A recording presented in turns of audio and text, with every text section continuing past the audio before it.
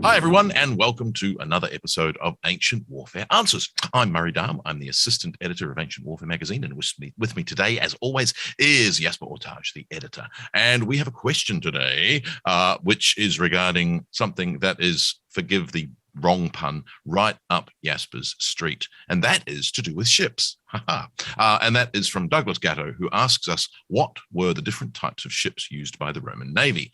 Did they only use triremes? Or what else? Well, aren't you energetic this morning? The dark days before Christmas. Of course, it's not the dark days. It's in not. Australia. It's the very It's long, summer. bright nights for me. That's what it'd be. Well, I guess we should ask some counter questions. Like, can we speak about a navy with the Roman imperial fleets, or are we talking about the Republic? I don't know. Let's assume we're talking about the Roman imperial navy. And assuming that the typologies that we think of is the kind of stuff that ancients think of, but does seem to be the case for ships. So we have some idea of what kind of ships they used, and that's almost all of it was based on only a few things. There are very few textual references when it comes to the Roman Empire to types of ships, because there basically are no naval battles anymore, sort of between, after Actium and up to, say, the reign of Diocletian. Actually, there's none in Diocletian, but then Licinius and Constantius. They have one in 324 again. So there's a very long period that there basically are no naval battles, which has caused more than one ancient naval historian to declare that entire period of 350 years is not really interesting. I mean, it's the first time that anybody has had a standing navy in ancient history, but they're not fighting. Well, mind you, we did just cover the Batavian Revolt, where there's some fleet action on the Rhine.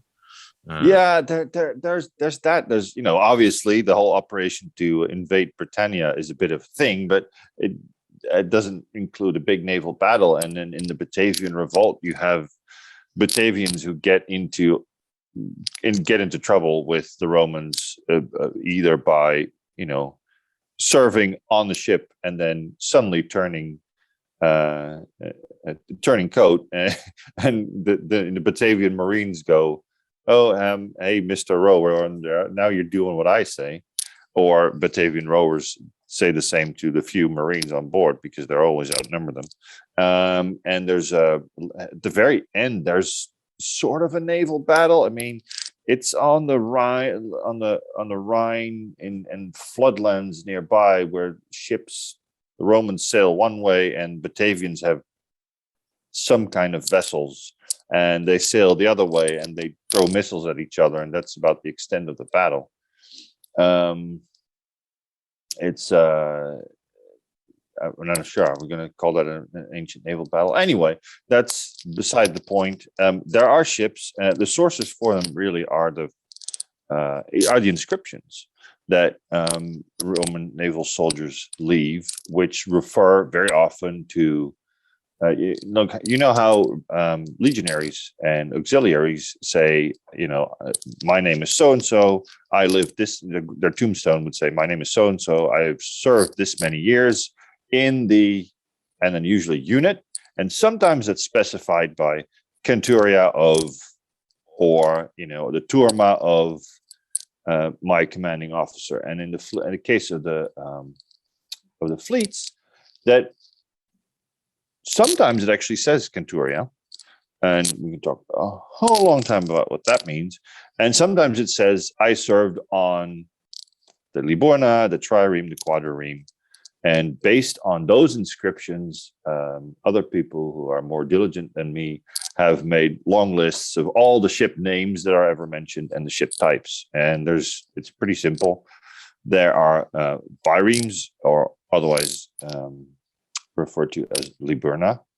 There are triremes, quadriremes, a few quinquiremes are mentioned, and there's only ever 1/6 hexera mentioned in in the inscriptions, and that's the ops, which means the plenty or the powerful. A lot of other ship names are mentioned, which is fun. But there's some debate about whether those ships actually exist, or whether this at some point in the empire they're sort of these things become unit names. Instead of the ship they're actually being a ship with that name. It's just, that's instead of the Canturia of the Hastatus Prior, it's now the Canturia of, along the same lines of the Liborna, Fortuna.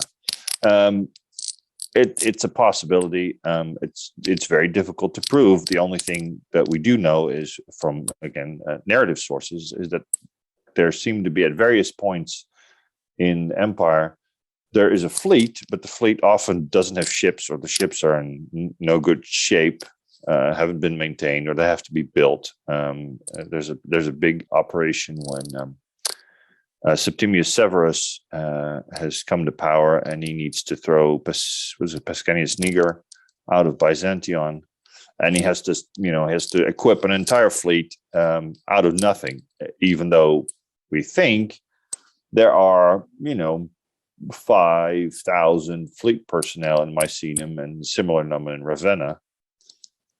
And if they have ships, then you'd think that they have several, a big fleet would be fairly easy to equip. So something's going on there. But what exactly is unclear. The other thing is that Romans are somewhat vague about their ship type designations. I think we've talked about this before. The problem that we tend to go, there's the Greek word for javelin, and there's the Latin word for thrusting spear. Therefore, that is a javelin, and that spear is only used two-handed to poke people. And if you read the descriptions of battles, it might be that the ancient authors are not as precise as we would dearly like them to be.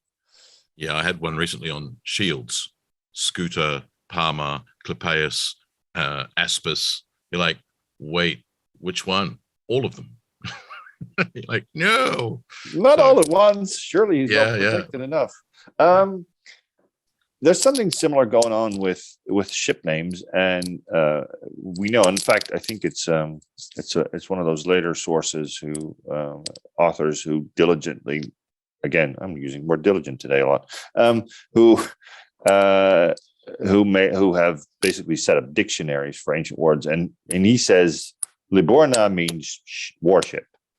So, and you can see that in the sources that certainly for the provincial fleets, or the fleets along the great rivers, and like in the North Sea and the Baltic, that becomes sort of, everybody serves on the Liborna, and that may mean that they're all on fairly small, swift ships. That's a tongue twister.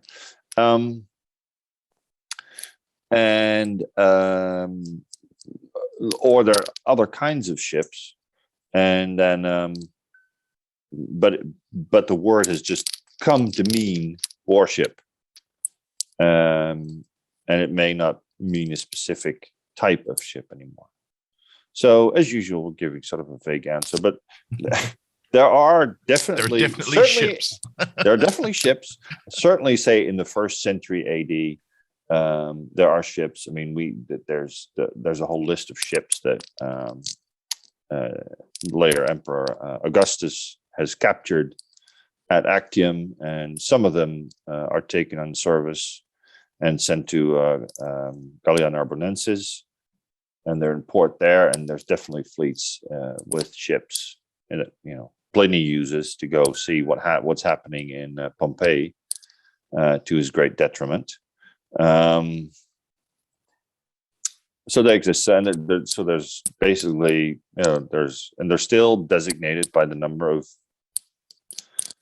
rowers per oar in a section. It's always complicated to explain this, but you have the single oared ships the biremes, the triremes, quadriremes, quinquiremes, and a single 6.